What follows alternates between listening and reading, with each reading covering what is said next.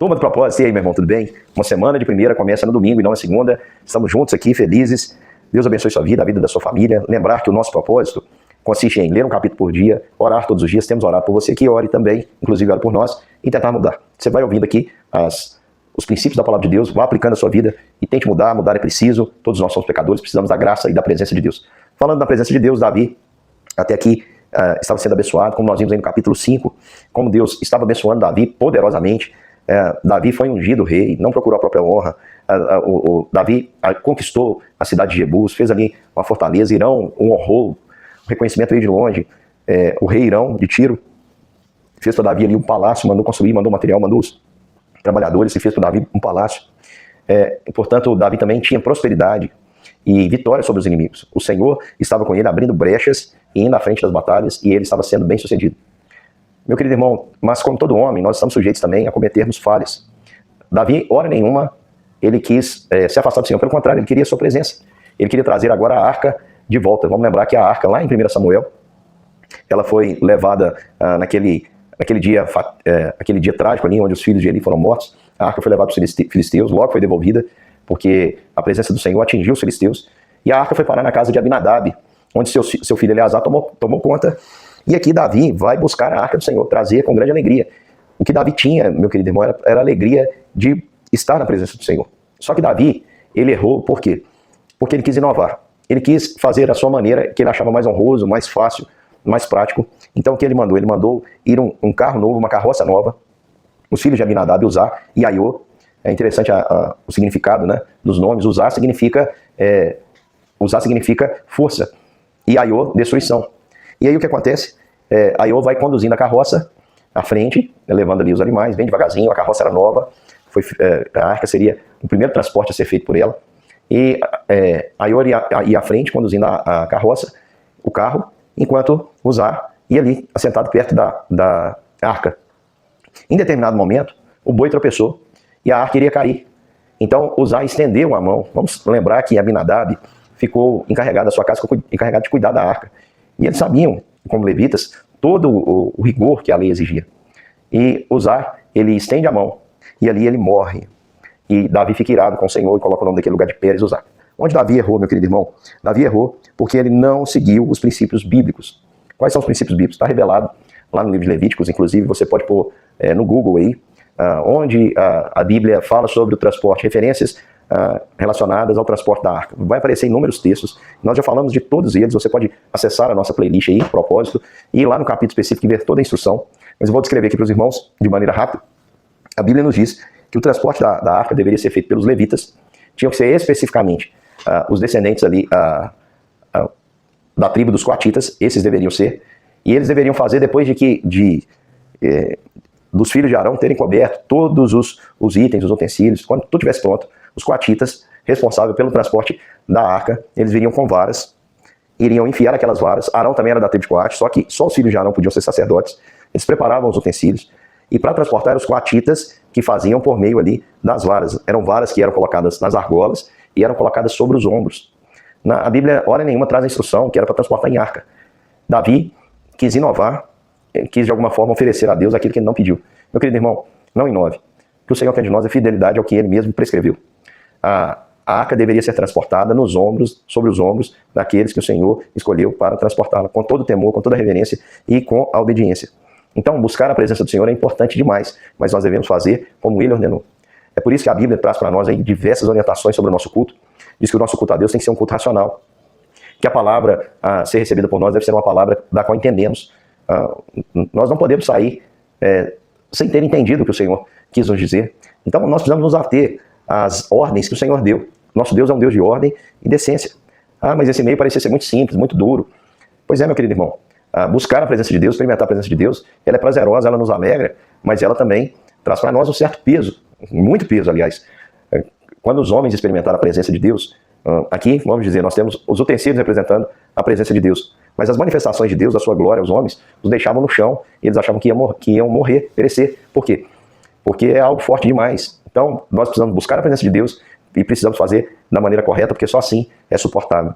Não inove, não invente, se atenha àquilo que a palavra de Deus diz. Essa ideia de que tudo é válido para o Senhor é mentira. Nós precisamos nos ater àquilo que o Senhor disse. E aí, Pérez, Uzá, com toda preocupação, ele estende a mão para a arca, mas ele vem a perecer e Davi fica irado com o Senhor. Ele fica irado naquele momento, ele acha que o Senhor não devia ter feito aquilo, igual eu e você já ficamos. E naquele dia ele teve medo, Davi teve medo do Senhor, ele disse, o Senhor de alguma maneira está irritado comigo, por que o Senhor foi fazer isso? Eu gosto de pensar que Uzá e Aiô, né, filhos de Abinadab, trabalharam tanto tempo guardando a arca, servindo. Davi deve ter tido aquele senso aquela indignação que nos ocorre de vez em quando, porque nós não entendemos o porquê que Deus permite que coisas aos nossos olhos ruins aconteçam com pessoas boas. Então, ao invés do Senhor fazer alguma coisa diferente na vida daqueles meninos que serviam ali na casa de Abinadab, com certeza mudou a partir do momento que a arca estava ali. E Aiô e Uzá eram filhos de Abinadab. Então, ao invés deles serem abençoados, o Senhor tirou um filho de Abinadab. Davi ficou irado com o Senhor. E naquele dia ele não quis levar a arca. E o que aconteceu? Ele falou, como eu poderia levar a arca do Senhor comigo? Ele não quis levar a arca junto de si. E a arca foi para a casa de Obed-edom, o geteu. Meu querido irmão, Obed-edom, geteu, como a Bíblia diz que ele é um geteu, quer dizer que ele pertencia a algum grupo dos filisteus. Quem era geteu pertencia, Gete era uma cidade, pertencia ali aos filisteus, e essa arca foi parar lá. E o que aconteceu é que a arca do Senhor ficou na casa de Obed-edom durante 3 meses, e o Senhor abençoou toda a casa de Obed-edom. Por que Deus abençoou? O Senhor estava querendo mostrar para Davi que ele queria manifestar a sua presença, ele queria que a presença dele trouxesse bênção. Ele não estava irado com o que Davi se propôs a fazer, ele estava irritado com a forma que Davi se propôs a fazer. Então Davi entendeu isso, e diz o texto que Davi foi com alegria, ele entendeu, ele deve ter parado para refletir onde eu errei, e ele voltou e trouxe a arca da casa de Obed-edom, da maneira como o Senhor havia mandado. Os levitas traziam e a cada 6 passos eles sacrificavam um animal gordo. Eles sacrificavam o Senhor a cada 6 passos. A cada 6 passos sacrificavam um animal. Foram inúmeros, irmãos, os sacrifícios que foram feitos. Nós não sabemos, não temos a ideia da distância, porque há vários caminhos que ele pode ter percorrido. Mas você imagina que a cada 6 passos um animal era morto? Foi tão grande o número de sacrifícios, que o texto vai dizer depois que cada um recebeu uma porção, cada pessoa da cidade. Davi sacrificava e ele ia à frente, cingido com uma estola sacerdotal de linho, que era a roupa que usavam os sacerdotes. Davi não era levita, mas Davi podia se alegrar na presença do Senhor, nada impedia. E como a roupa que os sacerdotes usavam, simbolizando a santidade, Davi ele vai com essa estola. E ele não se contém, diz que ele dançava com todas as suas forças diante do Senhor. Ele se alegrava, ele pulava, ele celebrava com júbilo, e todo Israel, vendo a alegria de Davi, se contagiou com aquela alegria. Então, meu querido irmão, nós temos aqui uma segunda lição. A primeira é que é importante a gente buscar a presença de Deus. A segunda é que a gente deve fazer conforme ele estabeleceu, como ele ordena. E a terceira é que nós precisamos, na presença do Senhor, celebrar com júbilo. Davi fazia isso com todas as suas forças. Eu fico pensando, irmãos, que há muitas pessoas que deixam de fazer isso com alegria, tem preguiça. Por exemplo, o culto que nós prestamos a Deus, ele é coletivo. Então, às vezes, o louvor está cantando, as pessoas estão sentadas, estão olhando no celular, estão olhando para fora. Eu não gosto de cantar, meu querido irmão. Você precisa cantar ao Senhor. A Bíblia diz, minha voz é feia, não tem problema. Fica de pé, faça o seu melhor. Não importe com o que sai da sua boca, mas se preocupe com o que sai do seu coração. Para onde a sua mente está voltada. Louve ao Senhor com toda a sua força, com toda a intensidade. Reflita e exalte a majestade do nosso Deus. E Davi, assim, ele fazia. Israel levou a arca do Senhor com júbilo e som de trombetas. Então o povo todo celebrando, gritando, dançando, trombetas sendo tocadas como um aviso de algo importante. E Davi fez isso, meu irmão, sem se importar, da maneira correta. Que aí vem a próxima lição, que o que a gente deve fazer para o Senhor deve ser feito em espírito e verdade, sem a gente se preocupar com o que os outros estão pensando. Então se você está louvando o Senhor, meu irmão, não fica preocupado se as pessoas não estão levantando a mão e você está, se as pessoas estão com o olho aberto e você fechado, se você está com a mão assim, se você está com a mão assim, se está com a mão assim. Porque tem gente que ao invés de se preocupar com o Senhor, fica julgando as pessoas, fala assim, fulano de tal, por que ele está com aquela mão levantada? Por que ele está fazendo isso? Você está achando que da mão dele sai do poder? Meu querido irmão, para cada um, as coisas têm significado. Por exemplo, se você participar de um culto aqui na minha igreja, você vai ver que na maioria das vezes eu estou com as mãos levantadas e os olhos fechados. Eu gosto, por exemplo, de decorar a letra, porque eu gosto de cantar com os olhos fechados, para que nada tire a minha concentração, eu gosto de estar pensando no Senhor. E para mim, as mãos levantadas significam que eu nada posso, mas que o Senhor é poderoso. Eu reconheço a minha insignificância diante do poder de Deus. Eu estendo a mão no sentido de que Ele é meu Redentor, Ele é meu Salvador, Ele é maior do que eu. Este é para mim o sentido, o significado. E Deus sabe que isso é verdade em meu coração. Assim como Davi estava ali, não fazendo um show, mas adorando o Senhor. E ele adorou, e aquilo foi contagiante, coletivo, foi tão bom, que no final ali, Davi abençoou, diz o texto, que Davi, ele abençoou os homens e as mulheres daquela cidade. Cada pessoa recebeu ali um kit, né, um combo ali, que era um bolo de pão, um pedaço de carne e passas. Cada um foi para sua casa com alegria, sentindo que celebrou o Senhor. E quando Davi regressou, ele foi abençoar a sua casa. E quando ele chegou em casa, a Mical tinha visto ele dançando e ela teve ciúmes de Davi. Mical, ela viu saltando e desprezou no seu coração. Ela achou que aquela não era a postura dele. Então, quando ele chegou para abençoar, Mical foi ser aquela esposa insensata que a Bíblia diz que derruba a sua própria casa. E ela chegou para Davi ali, né, não fugindo muito da sua genética arrogante, filha de Saul, e disse: que bela figura, que papel fez o rei, descobrindo hoje diante dos servos e das servas como se descobre um sem vergonha qualquer. Porque Davi estava vestido de simplesmente uma estola de linho, uma estola branca de linho, uma estola sacerdotal, e era um pano talvez que não atendia o glamour da majestade. A majestade era muito comum usar púrpura naquela época, né, usar um pano mais nobre, uma roupa mais nobre, e talvez ela ficou com ciúmes porque ali ao dançar Davi tenha exibido alguma parte do seu corpo, a perna, os pés, a panturrilha, não sei qual a razão, mas ela desprezou, ela achou que Davi não fez o papel digno. E Davi deu uma resposta daquela de cabra macho, sim senhor, de um homem que não deve aceitar essa imposição. Nós estamos vivendo um tempo de feminismo e qualquer coisa é considerado machismo. Olha só, os papéis são, cada um tem o seu papel dentro do lar, e um homem ele não pode ser humilhado por sua esposa de uma maneira, por exemplo, você está certo, sua esposa está dizendo que você está errado, você vai baixar a sua cabeça. Não é assim não, meu irmão.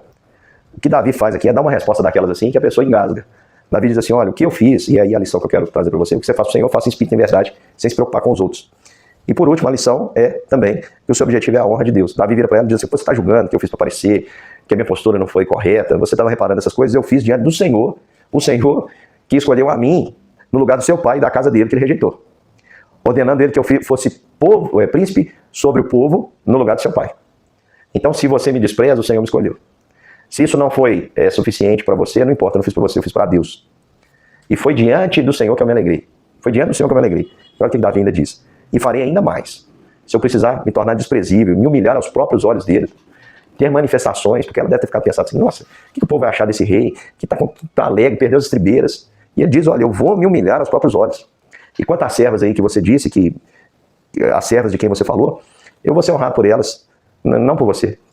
Elas entenderam o que eu fiz e entraram na alegria. Agora você, Mical, seu coração é fechado. E Deus puniu Mical. E o texto diz que Mical não teve filho. A descendência, Davi não teve nenhum filho da descendência de Saul. Até para que se cumprisse a palavra, porque Deus havia rejeitado Saul, o seu reino, o seu trono, a sucessão dele para sempre. Preste atenção, meu querido irmão. Às vezes as pessoas estão vivendo uma alegria, uma celebração, estão experimentando a presença do Senhor, e o seu coração está fechado, só julgando as pessoas. Não pensa você que as pessoas vão mudar para te agradar, não. A adoração vai continuar e você vai ficar de fora. Vai ser, de certa forma, como a lã de Gideão. A lã de Gideão teve um momento em que tudo ficou molhado e ela ficou seca. Assim é a pessoa que não consegue adorar a Deus em espírito e verdade, está sempre preocupado com os outros, o que os outros vão pensar, como eles vão ver a minha postura. Para com isso. Então vamos relembrar que as lições nós aprendemos. A importância de buscar a presença do Senhor. É necessário buscar a presença do Senhor com mais intensidade. Davi não estava satisfeito com a estola sacerdotal, ele queria a arca. É importante você buscar a presença do Senhor conforme o Senhor ordena. Como é que faz isso? Através da oração, da súplica, com ações de graças, sem murmurar, ler a palavra, meditar a palavra do Senhor, se submeter a Deus, viver uma vida de santidade. Faça da maneira como o Senhor estabeleceu e o Senhor vai se manifestar na sua vida. Busque a presença do Senhor e quando você experimentá-la, celebre, tenha alegria. Quando você entender, lá está louvando a Deus, entendeu, poxa, Cristo morreu por mim, eu sou salvo, não há condenação, está tudo resolvido na cruz. Celebre, meu irmão. Não é possível que a gente canta: a alegria está no coração. Peraí. Tem que ter júbilo, o seu coração tem que acelerar, meu querido irmão. Quando você cantar uma música que ela é mais lenta, mas fala de verdades, que toca a sua alma, você tem que se alegrar, você tem que se emocionar. Para de olhar os outros, olhe para si mesmo, reflita sobre o que Cristo fez por você. Você está cantando verdades que aconteceram na sua vida. Fica bem cantar cântico ao Senhor. Faça isso em espírito e em verdade. Não adianta também chegar ali e cantar ao Senhor. A alegria está no coração de quem conhece Jesus, tá? Mas não teve nada no meu coração, tem que ser espírito e em verdade, eu preciso sentir. Eu tenho 2 filhas adolescentes e a minha oração todos os dias é que elas conheçam o Cordeiro de Deus e amem o Cordeiro de Deus mais do que amam a mim, amam a sua mãe, amam qualquer coisa. Porque tem que ser, essa experiência tem que ser delas. Tem que ser no Espírito que vai confirmar, testificar com o próprio Espírito Santo na vida delas, de que elas são filhas de Deus. Tem que ser em espírito e em verdade, tem que ser de verdade, não pode ser da boca para fora. E fica bem cantar cânticos. Se a gente está sofrendo, a gente canta louvores. Se a gente está alegre, a gente canta louvores. As canções nos ensinam sobre Deus, as canções nos confortam, as canções nos consolam, as canções nos edificam. E nós fazemos isso, a adoração tem que ser espírito e verdade, e tem que ser coletiva. E quando a gente faz isso de verdade, coletivamente, nós somos profundamente abençoados. E o objeto é a nossa adoração a Deus. Não importa se alguém vai te rotular de um jeito ou de outro, vai achar que você não é ninguém, que você é pentecostal, que você é tradicional demais. Meu querido irmão, se coloque diante do Senhor espírito e verdade, o seu objetivo seja honrar a Deus. Quando você for adorar a Deus, diga assim: eu estou aqui para adorar, para honrar a Deus. Tudo, no seu culto ao Senhor. Você sentou para ler a Bíblia na sua casa, entenda que o seu objetivo é honrar a Deus. Você está com a sua família cultuando, a honra é de Deus. Você está no culto público, a honra é de Deus. Você está no seu quarto, fechado a porta orando, a honra é de Deus. E se humilhe mesmo, meu irmão. Precisa, fique de joelho, coloque a cara no chão. faça um dia de jejum, se humilhe na presença de Deus. Não tenha medo de se diminuir diante da grandeza de Deus, porque quem assim o faz experimenta a sua presença. Um grande beijo, meu irmão, até mais. Amanhã nós estamos de volta para meditarmos em mais um capítulo da Palavra de Deus. Um grande beijo.